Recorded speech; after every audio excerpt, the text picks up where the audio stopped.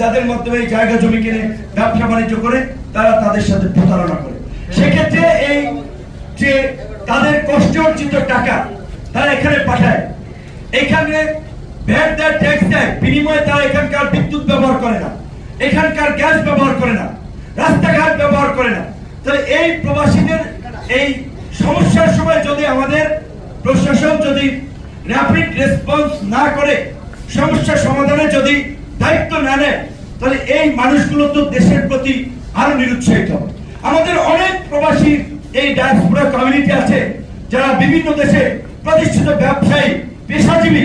আমরা এই গণঅভ্যুত্থানের পরে সকলকে আহ্বান জানিয়েছিলাম, আসুন সবাই মিলে আমরা নতুন বাংলাদেশ বিনির্মাণ করি।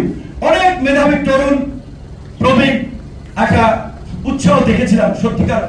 সত্যি কথা বলতে গত 8 মাসে আমার মনে হয় সেই উৎসাহে ভাটা পড়েছে।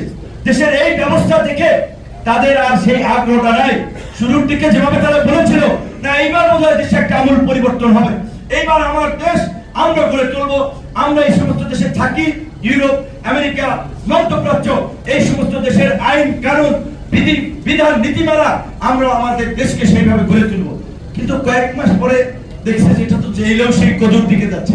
কাজেই সর্বশেষ আমি এই প্রবাসী কিংবা দেশের জনগণকেও সর্বশেষ একটা কথা বলবো।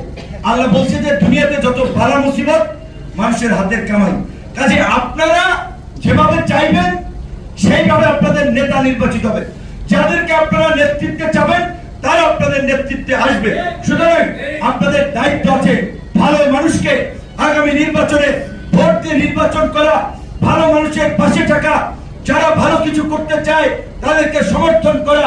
এই গণ অধিকার পরিষদ কোন এজেন্সির প্রেসক্রিপশনে, কোন সরকারের দয়া দাক্ষিণ্য নিয়ে তৈরি হয় নাই।